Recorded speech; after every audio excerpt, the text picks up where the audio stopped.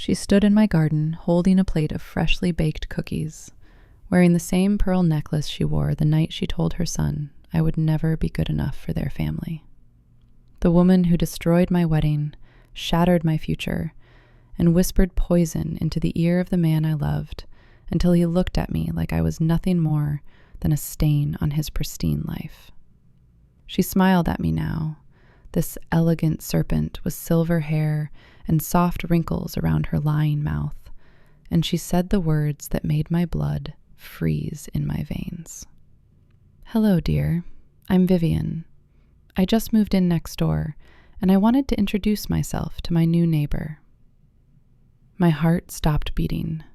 My lungs forgot how to breathe, because standing on my doorstep, in the new town I had fled to, in the sanctuary I had built to escape every memory of the worst chapter of my life, was the architect of my destruction. And she was looking at me like she had never seen my face before, like she hadn't sat across from me at 17 family dinners, like she hadn't measured my worth and found it lacking, like she hadn't whispered to her son that a girl like me, with no family name and no inherited fortune, would only drag him down into mediocrity. Vivienne Ashworth, mother of Thaddeus Ashworth, the man who broke our engagement 3 weeks before our wedding in front of 200 guests at our rehearsal dinner, was now my neighbor.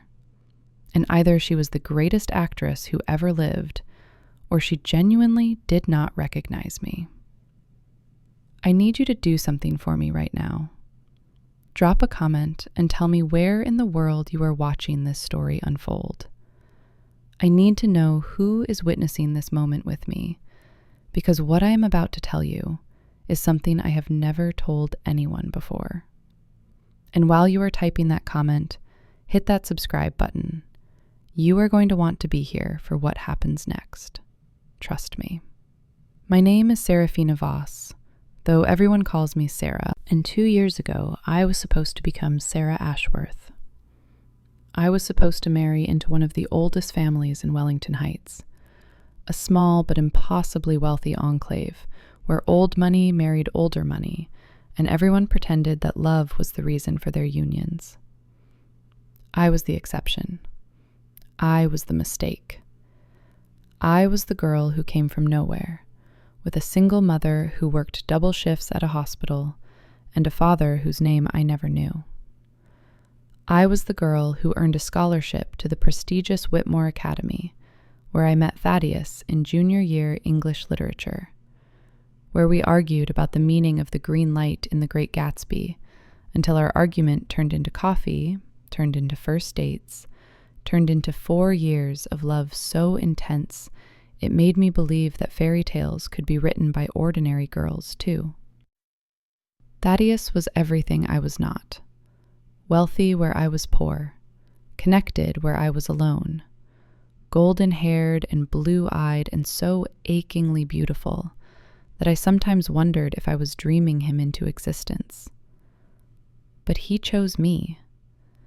Despite everything his world told him about staying within the lines, he chose the girl with second-hand dresses and scholarship textbooks and dreams bigger than her circumstances. He said I was his fresh air in a suffocating world.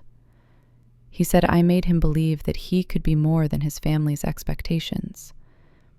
He said he would love me until the stars forgot how to shine. He lied. For 5 years, I believed him. Through college, through his first job at his family's investment firm, through the engagement ring that cost more than every possession my mother had ever owned combined. I believed him when he said his mother's coldness was just her way, that Vivienne would warm to me eventually, that I just needed to give her time to see what he saw. I made excuses for the way she looked through me at family gatherings, like I was a ghost only I could see. I swallowed my hurt when she bought gifts for everyone but me at Christmas, when she forgot my birthday but remembered the birthday of Thaddeus's childhood friend Celestine, when she seated me at the furthest possible seat from the family at every dinner, as if proximity to me might contaminate the precious Ashworth bloodline. I loved him so much that I made myself smaller to fit into his world. The rehearsal dinner was held at the Ashworth estate, a sprawling mansion with more rooms than I could count and more history than I could fathom. 200 guests filled the grand ballroom, glittering in their finest, raising crystal glasses to toast our future happiness. I wore white that night, a prelude to the white I would wear 3 weeks later when I walked down the aisle toward forever. I was radiant with joy, blind with hope, so in love that I could not see the storm clouds gathering above my head. Thaddeus stood up to give a speech, and I smiled at him with all the love in my heart. But he did not smile back. "I have an announcement to make," he said, and his voice was wrong, and his eyes were cold, and I felt the first crack form in the foundation of my dreams. "I cannot marry Serafina Voss. I have realized that our lives are simply too different, our worlds too incompatible, and it would be unfair to both of us to pretend otherwise. I am calling off the engagement, effective immediately. Serafina, I wish you well." He sat down. 200 people stared at me, and Vivienne Ashworth smiled. It was a small smile, barely there, hidden behind her champagne glass. But I saw it. In that moment of my complete and utter destruction, I saw the triumph in her eyes, the satisfaction curling the corners of her lips, the vindication of a woman who had finally rid her son of an infestation. She had won. She had always known she would win.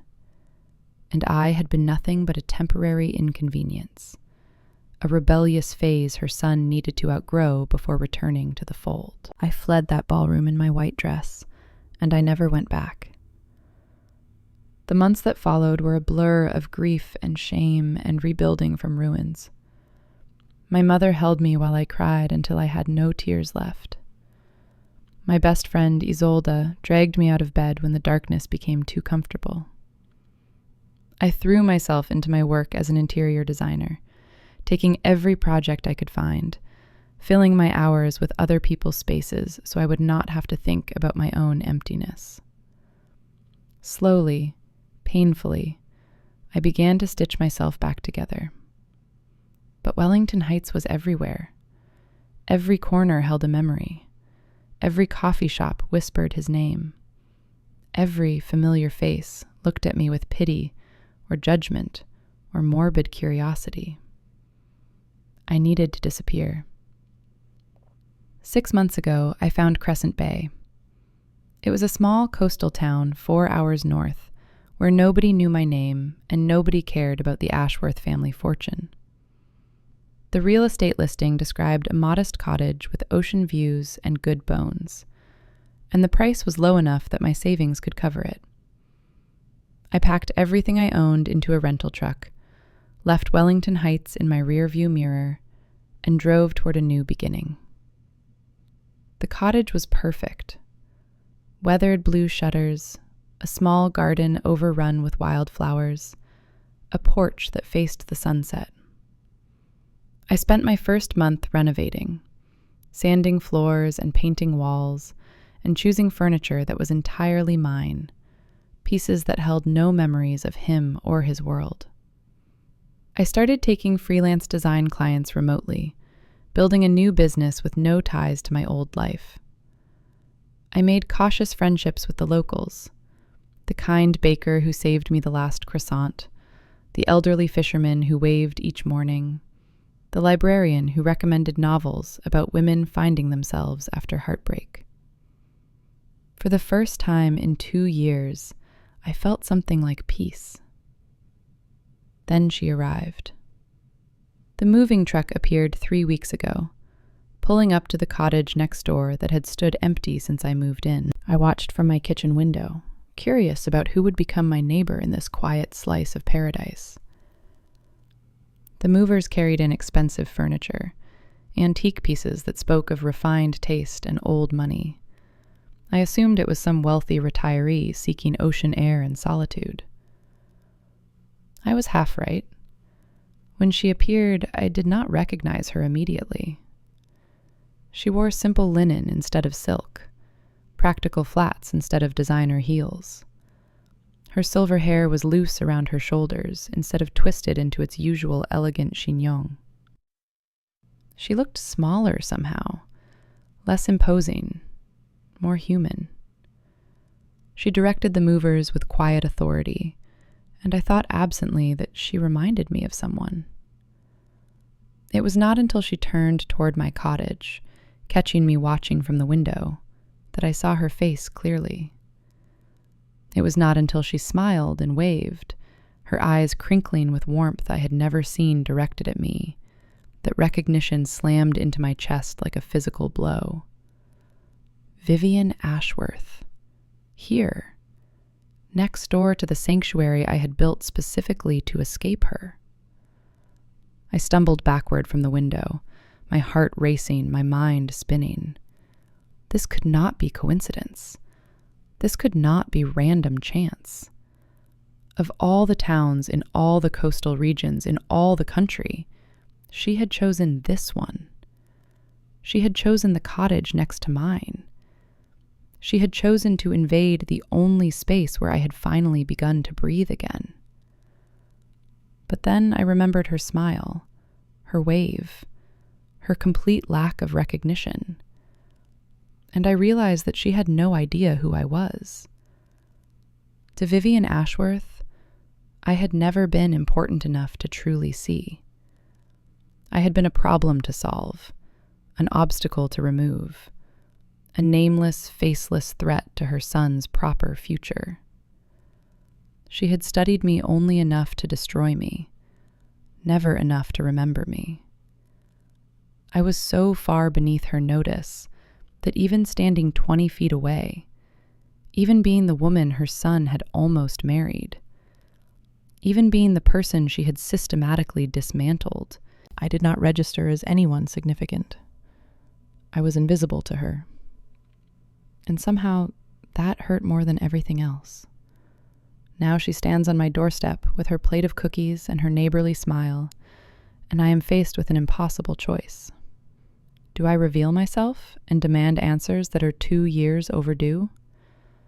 Do I pretend I am someone else and protect the peace I have so carefully constructed? Do I play a game I never asked to join, with stakes I cannot begin to calculate? She is still smiling, waiting for me to take the cookies, waiting for me to invite her in, waiting for me to become her friendly new neighbor in this quiet town by the sea. I take the plate. Thank you, I hear myself say. I'm Sarah. It's nice to meet you.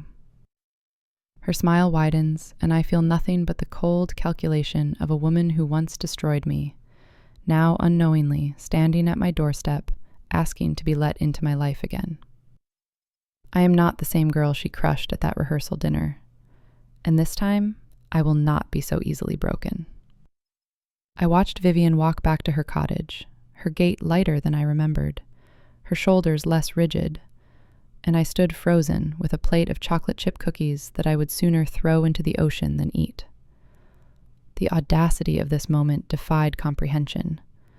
The woman who had orchestrated the most humiliating night of my life had just welcomed herself into my new world with baked goods and a stranger's smile, utterly oblivious to the atomic bomb of history between us. I set the cookies on my kitchen counter and stared at them like they might explode. My phone buzzed with a text from Isolde, my best friend who had talked me off ledges both literal and metaphorical during the darkest months after the breakup. How's paradise treating you? Still convinced you'll become a hermit? My fingers trembled as I typed back. She's here. Isolde called immediately. Who's here? Sarah, you're scaring me. Did Thaddeus find you? Worse, I whispered, and my voice cracked on the word. His mother. She moved in next door. She's my neighbor, Isolde. Vivienne Ashworth is my actual neighbor. The silence on the other end stretched long enough that I checked to make sure the call hadn't dropped. When Isolde finally spoke, her voice was deadly serious. Pack a bag. Come stay with me. You don't owe that town anything, and you certainly don't owe yourself proximity to that venomous creature. But something stubborn had ignited in my chest, a small flame of defiance that surprised me with its heat. She didn't recognize me.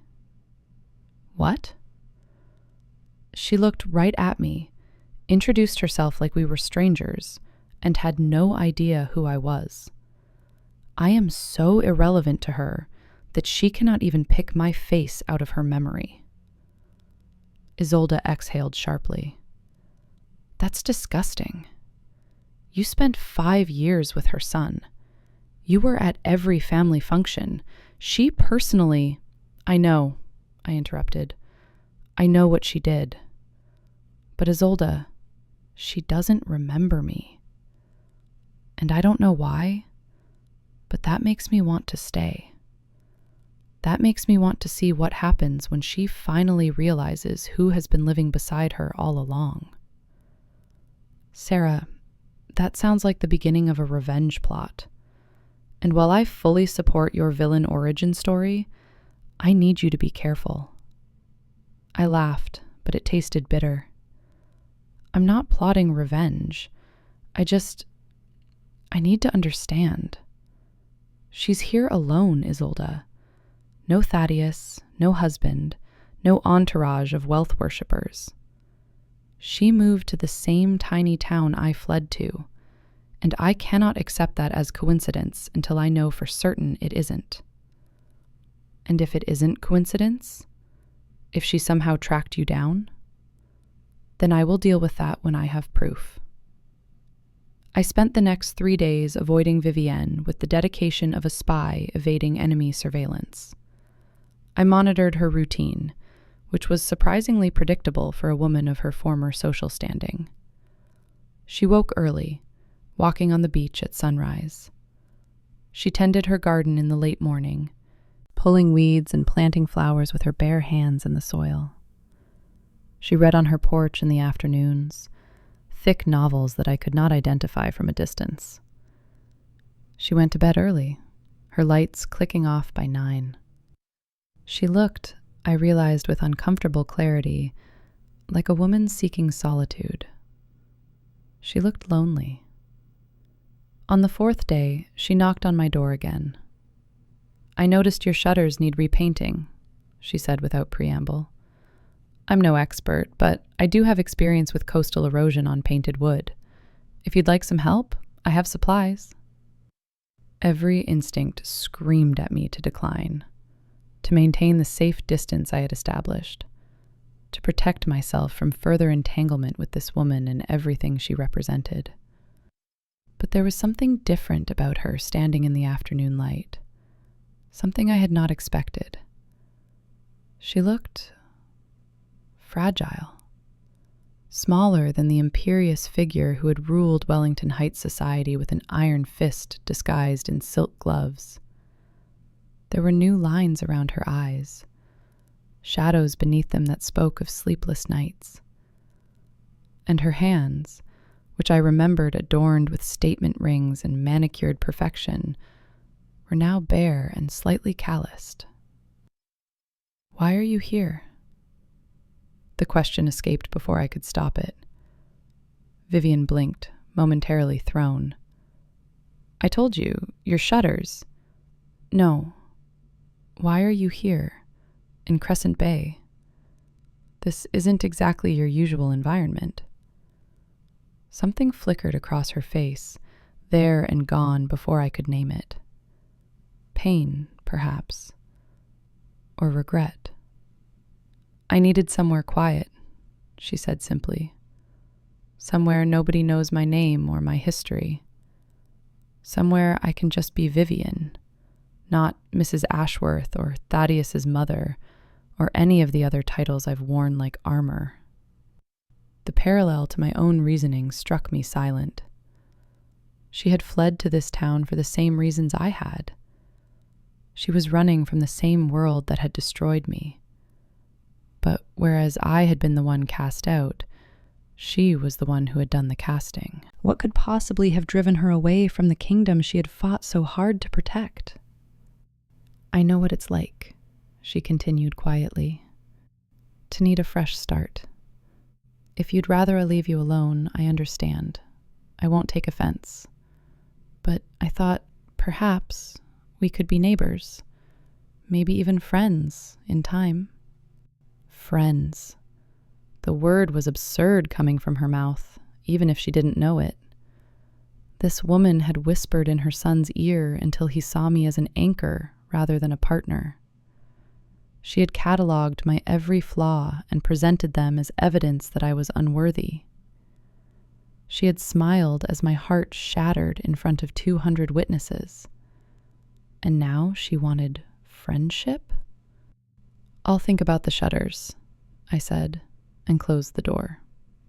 That night, I couldn't sleep. I lay in bed watching the shadows shift across my ceiling, replaying every interaction I'd ever had with Vivienne during my years with Thaddeus.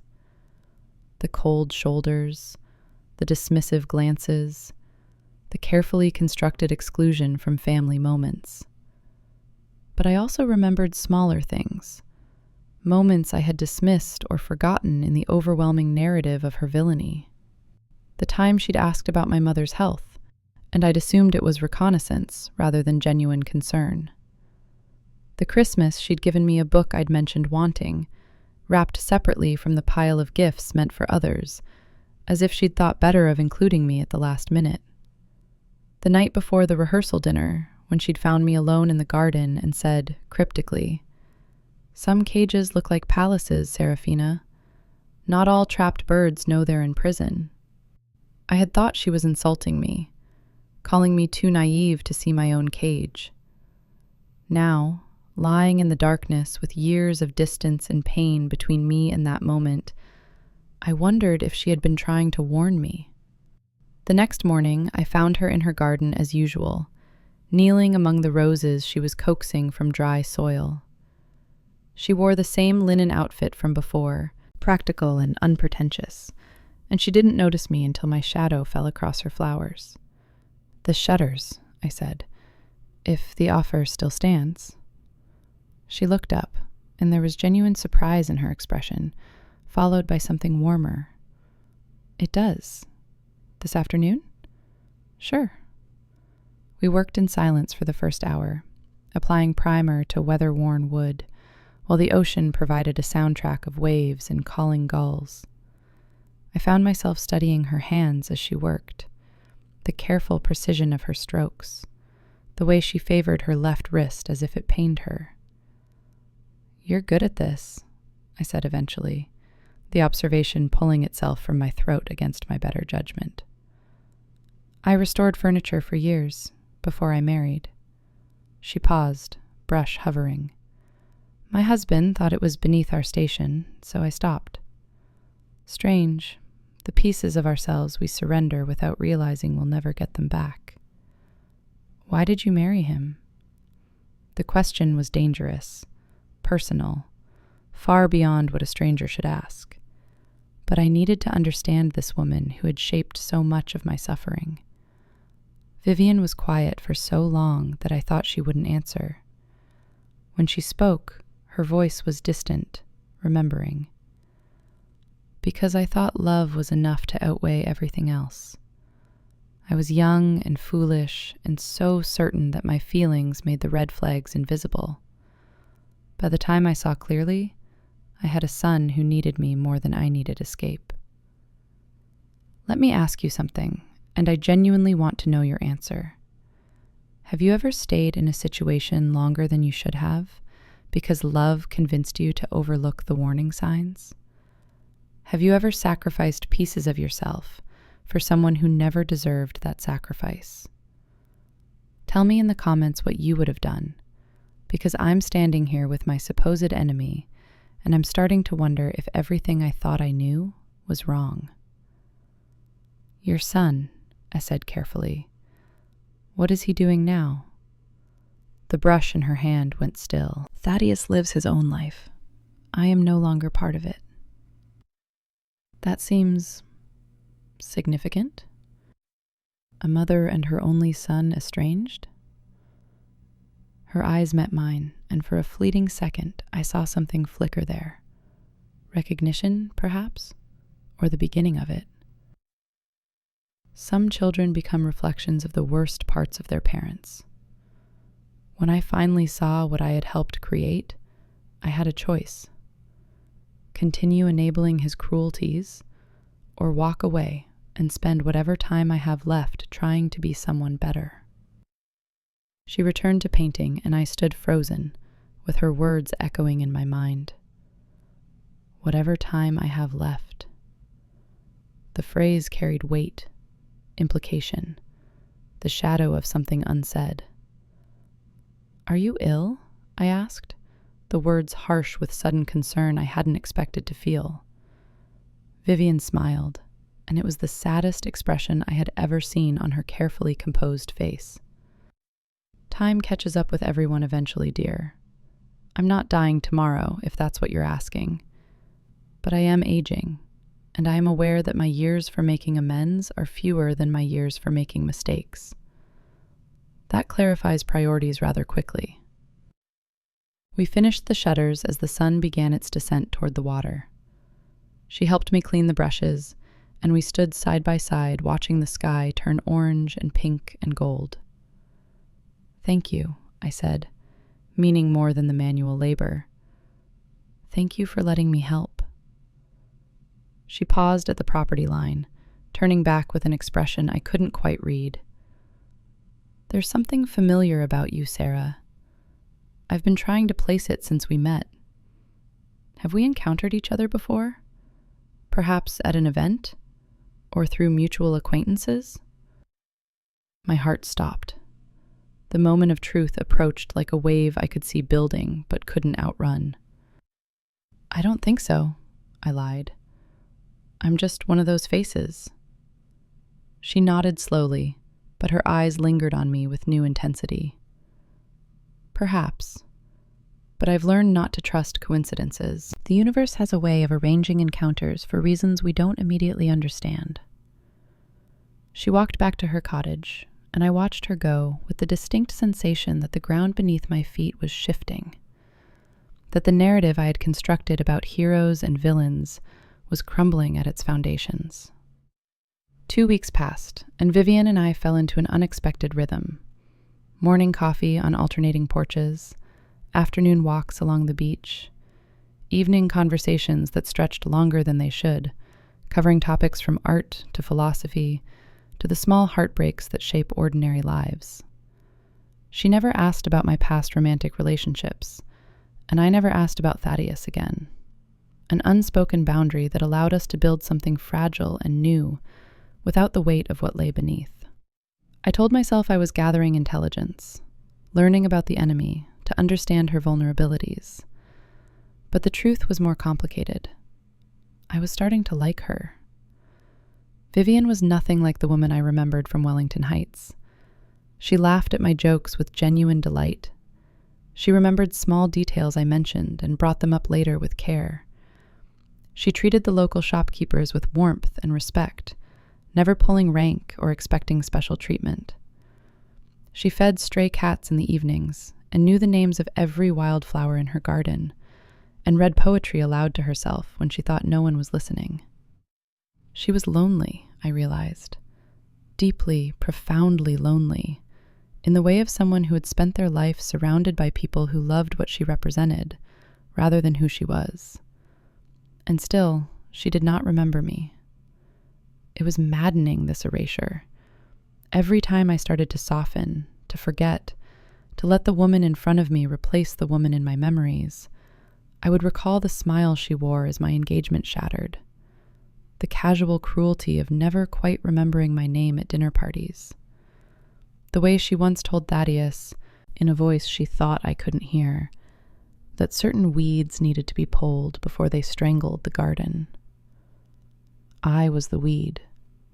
She had pulled me, and now she was tending flowers in a garden next to mine, completely oblivious to the wreckage she had left in her wake. One evening, a storm rolled in from the ocean, the kind of violent summer squall that shook shutters and sent rain driving sideways against windows. I was making dinner when the power went out, plunging my cottage into darkness broken only by lightning flashes. I had just located my emergency candles when a knock came at my door. Vivienne stood on my porch, soaked through and shivering, looking smaller and more vulnerable than I had ever seen her. "The roof," she gasped. "Something hit the roof, and there's a leak in my bedroom, and the ceiling is falling apart, and I didn't know where else to go, and I'm so sorry to bother you, but—" "Come inside," I heard myself say. "You're freezing." I gave her dry clothes, made tea, wrapped her in the blanket I kept on my couch for reading nights. She sat in my living room, surrounded by my candles and my books and my carefully curated evidence of the life I had built without her son. And she looked at me with such profound gratitude that something cracked inside my chest. "Why are you being so kind to me?" she asked. "You barely know me. You have no obligation." "Because I want to understand," I thought. "Because I need to know if you're really a monster or if I've been hating a phantom. Because you destroyed my life and you don't even remember it, and I can't move forward until I know why." "You're my neighbor," I said instead. "That's what neighbors do." The storm raged for hours. We talked to fill the silence between thunder crashes, conversation flowing more easily than it should between a destroyer and her destroyed. She told me about her childhood, about growing up in a cold house with parents who valued image above affection. She told me about meeting her husband, about the whirlwind romance that became a prison so gradually she didn't notice the bars until escape seemed impossible. She told me about raising Thaddeus, about trying to give him everything she had never had, about watching him grow into someone she increasingly did not recognize. "I made mistakes," she said quietly, staring into her tea. "So many mistakes. I confused protection with control. I thought that keeping him in the right circles, steering him toward the right opportunities, would save him from the struggles I endured. Instead, I taught him that people were assets or liabilities. I taught him that love was a transaction. I taught him that anything inconvenient could be discarded." I set down my own tea, hands trembling. "Anyone, you mean? Anyone inconvenient?" She looked at me, and in the candlelight her eyes were ancient with sorrow. "Yes, anyone, including people who deserved far better than what he gave them." The silence that followed was loaded with everything I was not saying. I wanted to scream at her, to demand acknowledgement, to force her to see me as I truly was. But something held me back, a sense that her confession was not complete, that there were layers yet to be revealed. "You left Wellington Heights," I said carefully. "You left your son, your social circle, everything you spent decades building. What happened?" Vivienne set her tea aside with deliberate slowness. "I saw something. Something I could not unsee, could not excuse, could not rationalize away with the practiced logic of a mother who had already excused too much. And I realized that the person I had helped create was someone I no longer recognized, someone I could no longer love without hating myself." What did you see? She was quiet for a long moment, the storm providing percussion to her silence. When she spoke, her voice was barely above a whisper. There was a woman, a young woman he had been engaged to years ago. I was not kind to her. I saw her as a threat to the future I had planned for my son, and I worked to remove that threat with surgical precision. I whispered poison until my son saw contamination instead of love.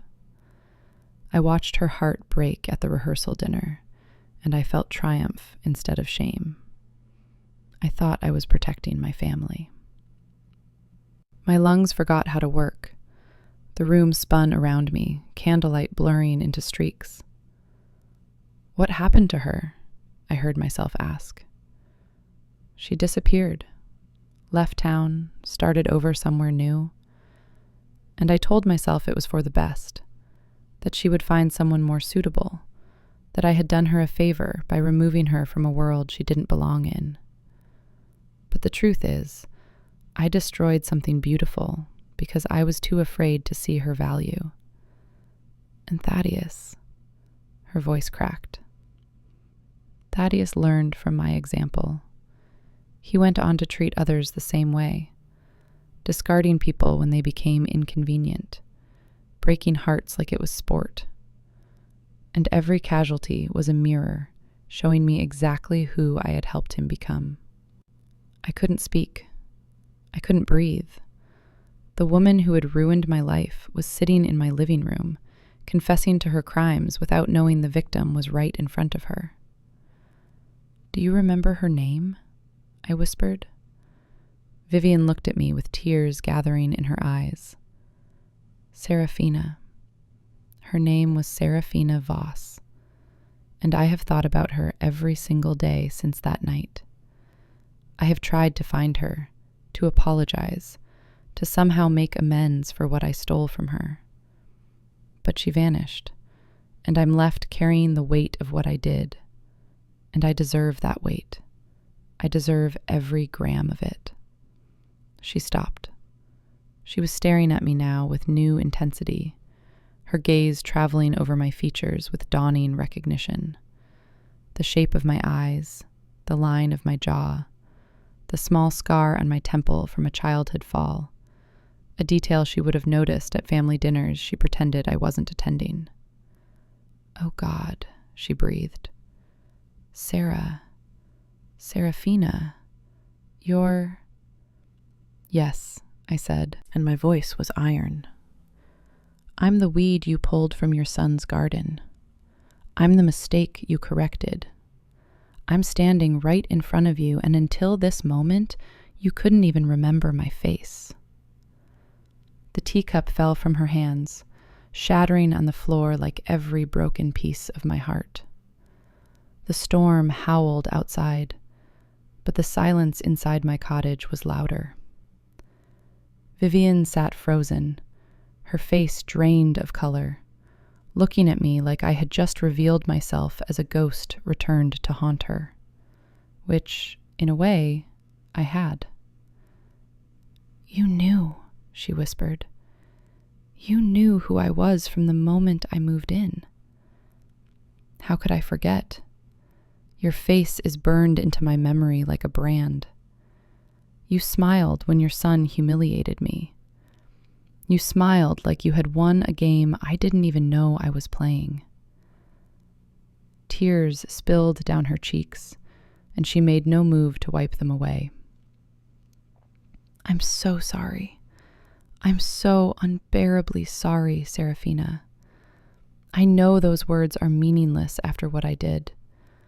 I know sorry doesn't rebuild the life I helped destroy, but I am sorry. I have been sorry every day for 2 years, and I will be sorry every day until I die. Why are you really here? I demanded. You expect me to believe it's coincidence that you moved next door to me? That of all the coastal towns in this state, you just happened to choose the one where I was hiding? She took a shaky breath. It's not coincidence. I looked for you. For months I searched. I hired investigators. I called everyone who might have kept in touch with you. When I finally found this address, I rented the cottage next door because I needed to see that you were okay.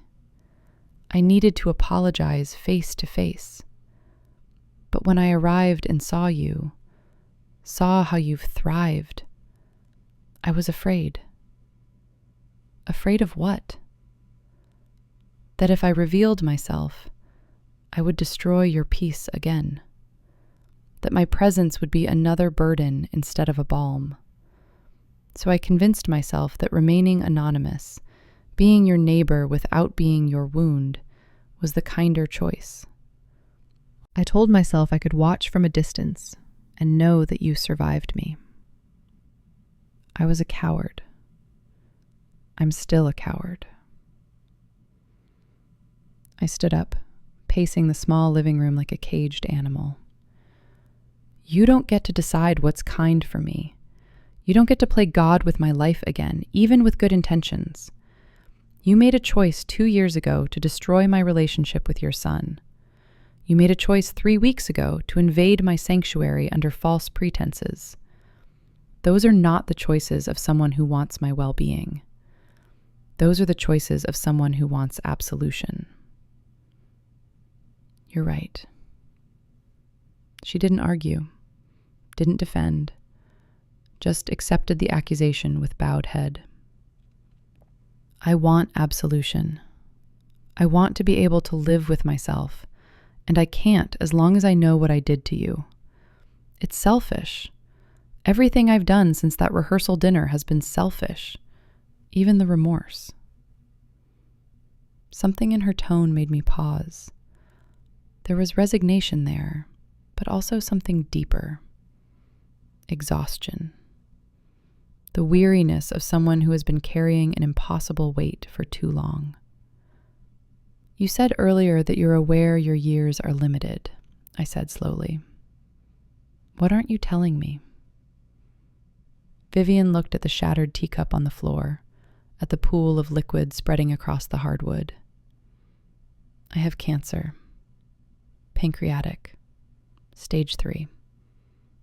The doctors give me perhaps 18 months if the treatment works.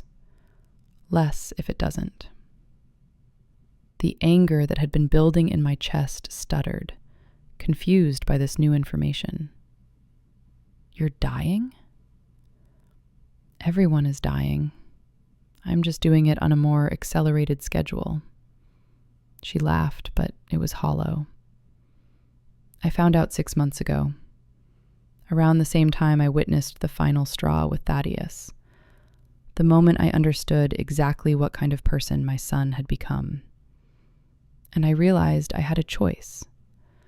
I could spend my remaining time in Wellington Heights, surrounded by people who only love the Ashworth name and the doors it opens. Or I could try to do one good thing, one genuine act of atonement before I leave this world. Finding me was your good deed? No. Finding you was the first step. Making amends, if you'd let me, was supposed to be the deed. But I've already proven I'm still the same cowardly woman who takes the easy path. I should have told you who I was immediately. I should have offered my apology instead of my cookies. The storm was beginning to subside, rain softening to a patter, thunder retreating to distant grumbles. I stood by the window, watching lightning illuminate the churning ocean, trying to sort through the tangle of emotions choking my throat. What was it? I asked finally. The final straw with Thaddeus. Vivienne was quiet for so long I thought she wouldn't answer. When she spoke, her voice was stripped raw, bare of all defenses. He got engaged again, to a young woman named Leora, sweet and hopeful like you were, with no family money and big dreams. I watched him treat her exactly as he treated you. The private mockery, the public distance, the systematic erosion of her confidence until she believed she needed him to have any worth at all.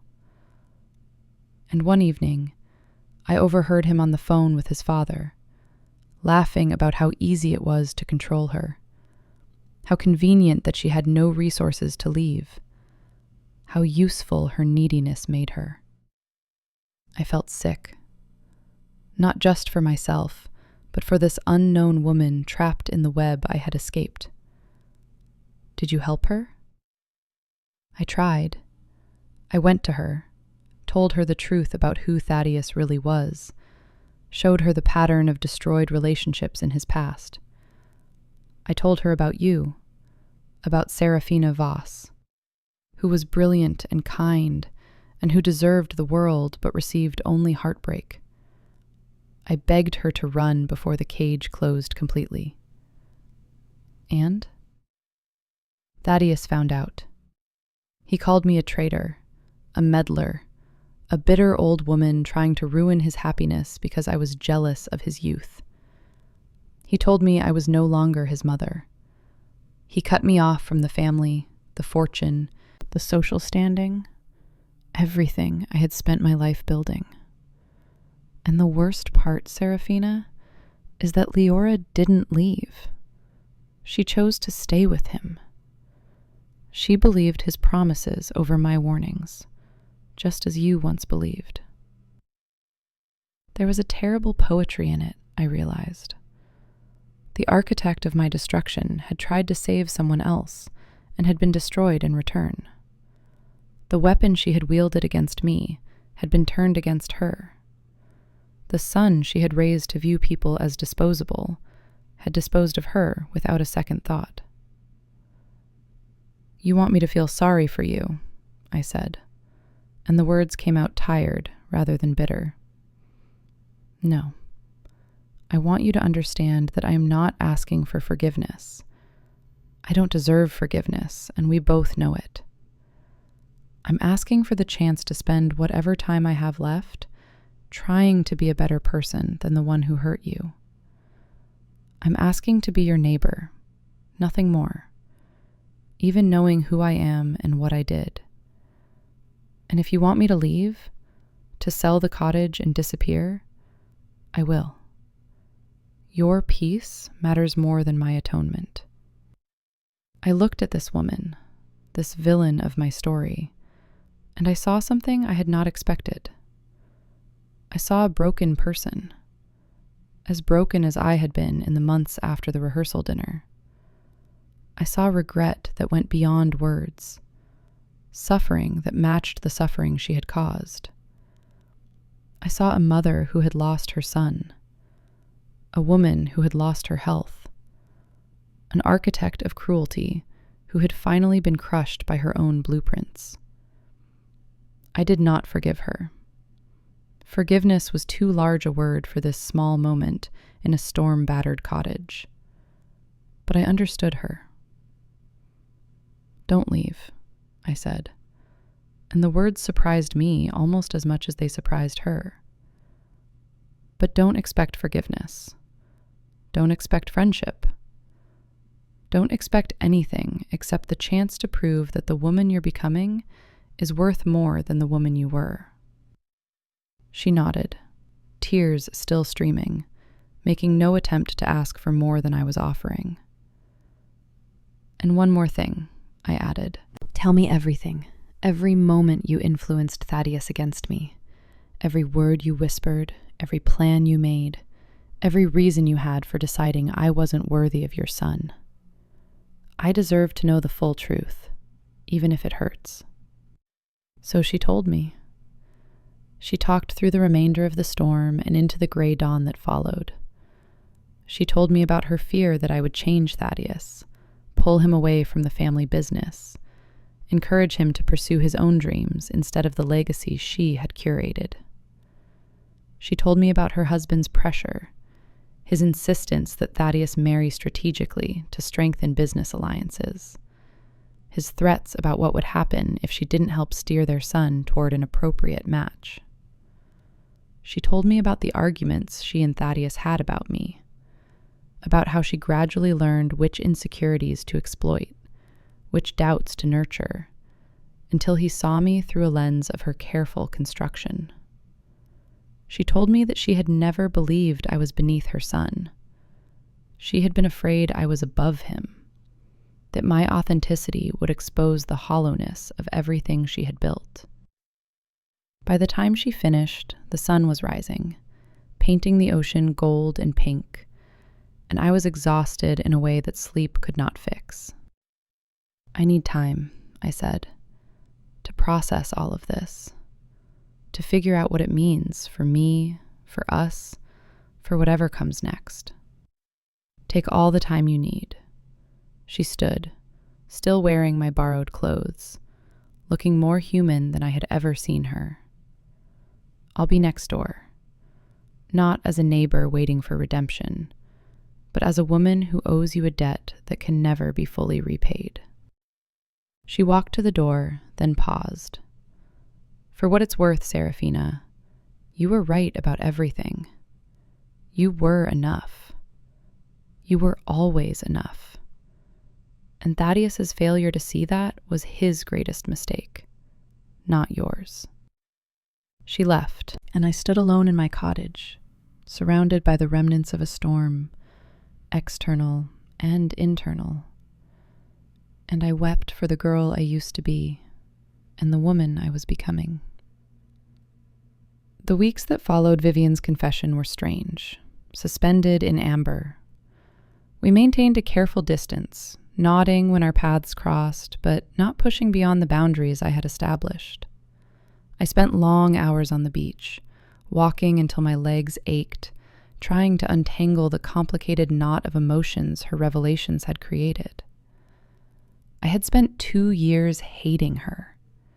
Hating was simpler than understanding, cleaner than acknowledging that cruelty rarely exists in isolation, that villains are often victims first, that the hand that wounds was often wounded itself.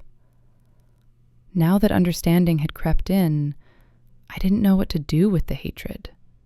It still lived in me, but it felt older somehow, less urgent, a scar instead of an open wound. A month after the storm, I met someone. His name was Dante Ravenswood, and he was everything Thaddeus had never been. A marine biologist stationed at the local research center, he spent his days studying tide pools and his evenings painting watercolors of the creatures he discovered. He had kind eyes and an easy laugh, and no family fortune to corrupt his values. We met at the bakery when we both reached for the last croissant, and he insisted I take it with such genuine warmth that I found myself inviting him to share it over coffee. For the first time in 2 years, I felt the flutter of new possibility. Dante asked about my past carefully, never pushing, accepting the edited version I offered without demanding details. "We all have chapters we're not ready to read aloud," he said. "The story only matters if we keep writing it." I started to believe him. I started to write new chapters, ones that included sunset walks and dinner dates and the slow reconstruction of hope. I started to remember that I was more than the tragedy Thaddeus had written, more than the victim Vivienne had created, more than the broken pieces I had been trying to reassemble alone. One evening, I brought Dante to my cottage for dinner. I was just finishing the salad when I saw him through the kitchen window, chatting with Vivienne over the fence that separated our properties. They were laughing about something, and for a moment I felt the old terror rise, the fear that she would whisper poison again, that she would destroy this new relationship before it could bloom. But when I stepped outside to join them, Vivienne's eyes met mine with something new, understanding, approval. And when she excused herself to let us enjoy our evening, she touched my hand briefly, a gesture so small yet so loaded with meaning that I had to blink back unexpected tears. She was not trying to control. She was simply existing in my orbit without demand. 2 weeks later, the other shoe dropped. I was working at my desk when a car I recognized pulled up to Vivienne's cottage. A sleek black Mercedes, the same model Thaddeus had always driven, because of course his taste would never evolve beyond what impressed people who didn't need impressing. My blood froze as he emerged from the car. He was the same. Still golden, still polished, still wearing his entitlement like cologne. He glanced at my cottage with the dismissive sweep of someone cataloging irrelevant surroundings, and I realized he had no idea I lived there. He was here for his mother, not for the woman he had discarded. I watched from behind my curtain as Vivienne opened her door. Her face showed no welcome, only weary resignation. "Mother," I heard him say, "we need to talk." "There's nothing to discuss, Thaddeus." "Don't be dramatic. Father is furious about the way you left. The family looks ridiculous with you hiding in some coastal shack. It's time to come home and stop this self-indulgent performance of remorse. This isn't a performance, and that house was never home. It was a stage where we all performed for an audience that didn't care about us." He laughed, and the sound scraped against my nerves like broken glass. "Listen to yourself. You sound like one of those women who reads too much philosophy and confuses depression for enlightenment. You're sick, I know that much. Whatever treatment you're doing clearly isn't working on your mind. Come home, let Father's doctors take over, and stop embarrassing everyone with this ridiculous exile." "I'm not coming back." "You don't have a choice." His voice hardened. "Father controls your medical care, your finances, your access to the specialists keeping you alive. If you want to continue treatment, you'll do what we say. It's that simple." I watched Vivienne straighten, her spine becoming steel despite the frailty of her body. "Then I'll stop treatment. I would rather die free than live another day under your father's thumb, or yours." Thaddeus grabbed her arm, and something in me snapped. I was out my door before I could think, crossing the yard with fury in my veins. "Let her go." He turned, and the recognition that dawned on his face was almost satisfying. Almost. Except for the sneer that followed immediately. "Serafina, you're the neighbor my mother's been playing house with." He laughed, genuinely amused.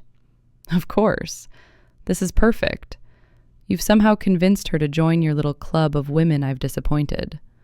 What is this, a support group for my exes?" "Let go of her arm, Thaddeus. Now." He released Vivienne, but only to step toward me, invading my space with the same casual domination he had always wielded. "You know what's funny? I barely remember you. Isn't that sad? You spent 5 years trying to become part of my world, and all you are is a footnote. A cautionary tale I tell at parties about the dangers of dating beneath your station. And yet here you are, in my town, confronting a mother who wants nothing to do with you. Who's the cautionary tale now?" His eyes narrowed. "You don't get to speak to me like that. You're nobody. You've always been nobody. The only interesting thing about you was how quickly you crumbled when I removed my attention." "Thaddeus." Vivienne stepped between us, her voice carrying unexpected authority. "Leave. Both of these properties belong to people who don't want you here. If you don't leave immediately, I will call the police." "You wouldn't dare." "I would. And I'll tell them everything. About how you coerced Leora into staying with you. About the financial irregularities I discovered before I left. About the things your father does that I never reported because I was too afraid. I'm dying, Thaddeus. I have nothing left to lose. Can you say the same?" Something shifted in his expression. Fear, maybe, or the dawning realization that he had underestimated the woman he had dismissed as weak. "This isn't over," he said, but he was already retreating to his car. "No," I agreed. "It isn't. But the next chapter is mine to write, not yours." He drove away, and the silence he left behind was not empty. It was full of things unsaid, full of power reclaimed, full of two women who had finally stopped letting one man determine their worth. Vivienne turned to me, and she was crying, but also smiling. "Thank you." "I didn't do it for you," I said honestly. "I did it because I'm done letting him have any power over my life. And because—" I paused, searching for words. "Because the woman you're becoming deserves the chance to keep becoming." She reached for my hand, and this time I let her take it.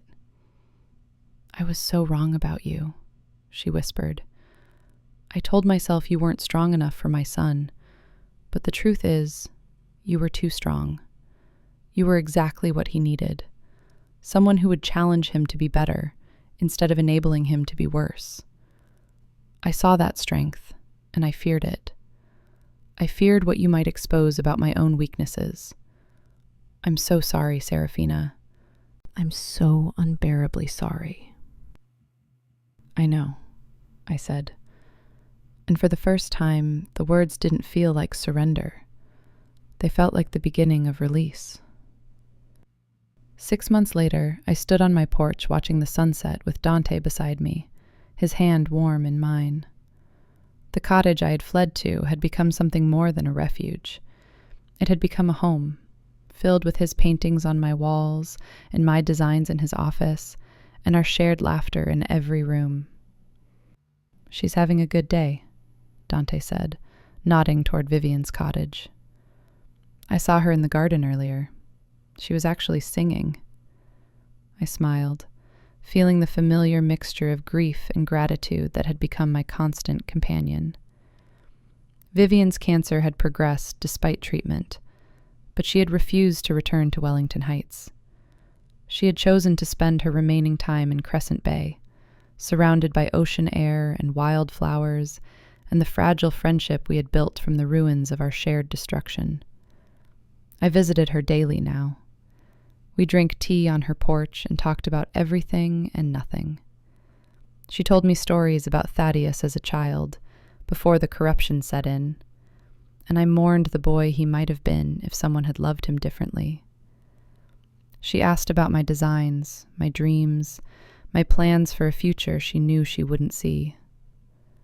She treated Dante like a son, and when she saw us together, her eyes glowed with something that looked like redemption. "I'm going to check on her," I said. "Join me for dinner after?" "Always." I found Vivienne in her garden, kneeling among the roses she had coaxed into spectacular bloom despite the salt air. She looked up as I approached, and her smile was radiant. "Serafina, perfect timing. Help me with this stubborn weed?" I knelt beside her, and we worked in comfortable silence, the same silence we had shared that first day of shutter painting, but transformed now by everything we had weathered together. "I received a letter today," she said eventually, "from Leora." I paused. "Thaddeus's fiancé?" "Former fiancé. She left him 3 months ago." Apparently, my words finally took root. "She's starting over in Seattle, pursuing a nursing degree. She wanted me to know that I saved her life, even though it took her 2 years to realize it." I sat back on my heels, processing. "How does that make you feel?" "Relieved, grateful, and sad, because it confirms that my son is beyond saving." She looked at me with eyes that held no more tears, only peace. "But it also confirms that I made the right choice, leaving Wellington Heights, finding you, spending my final chapter trying to undo the damage of all the chapters before." "You've done more than undo damage," I said. "You've helped me heal. I didn't want to admit it for a long time, but your presence here has been necessary. Seeing you become someone different has helped me believe that change is possible, that we're not trapped by who we used to be." She reached over and tucked a strand of hair behind my ear, a maternal gesture that once would have enraged me, but now felt like exactly what it was: love, hard-won and genuine. "I don't have much time left," she said quietly. "The doctors say weeks, maybe a month or two if I'm lucky. But I want you to know that these past 6 months have been the happiest of my life. Not despite the illness, but because of it. Because facing mortality finally forced me to face myself. And facing myself led me to you. And you, Serafina Voss, have shown me what grace looks like, what true strength means, what my son was too blind to recognize." I felt tears prick my eyes. "Don't talk like you're saying goodbye." "I'm not. I'm saying thank you. And I'm asking you to keep going after I'm gone. Keep building your life with Dante. Keep designing beautiful spaces for people who need beauty. Keep being the woman I tried to destroy and couldn't, because she was always stronger than anything I could throw at her." We sat in the garden until the sun set. 2 women who had been enemies and became something else. Not friends exactly, not family, but witnesses to each other's transformation. Vivienne passed 3 weeks later, peacefully, in her cottage with me holding her hand. She left me everything: the cottage, her savings, a letter that I couldn't read without weeping. In it, she apologized one final time, not for the harm she had caused, but for the years it took her to recognize it. She thanked me for giving her redemption she didn't deserve, and she blessed my future with Dante, asked me to name my first daughter after her if I wanted, and told me that wherever she was going, she would spend eternity being grateful that I had been the last face she saw. I buried her in Crescent Bay, in a small ceremony attended by locals who had come to love the elegant woman who fed stray cats and grew roses and smiled at everyone she met. Dante stood beside me, his hand in mine, and I felt something I hadn't expected. Closure. Not the kind that erases pain, but the kind that transforms it. The grief I felt for Vivienne was genuine, complicated, layered with all the history we shared. But beneath it was something cleaner: gratitude for the journey we had taken together, pride in the woman she had become, and hope that her transformation meant anyone could change if they tried hard enough. 1 year later, I married Dante in the garden between our cottages. I wore white again, and this time, no one stood up to shatter my dreams. Isolde flew in to be my maid of honor, and when she saw the roses Vivienne had planted blooming around us, she wept. "She gave you this," she said, gesturing to everything: the garden, the home, the love. "The woman who destroyed you became the foundation of the life you built." "She did," I agreed. And I think that's the strangest kind of justice. The villain of my story became its unlikely architect, not of destruction, but of redemption. As I stood at the altar with the man I loved in the town I had fled to, beside the cottage where my enemy became my almost family, I understood something about life I had never grasped before. We are not the sum of our worst moments. Not the woman who smiled at a ruined engagement, not the man who broke hearts for sport, not the girl who was told she was never enough. We are the choices we make after those moments, the paths we carve through the wreckage. the hands we reach for when we've forgotten how to hope. I had come to Crescent Bay to disappear. Instead, I became more myself than I had ever been.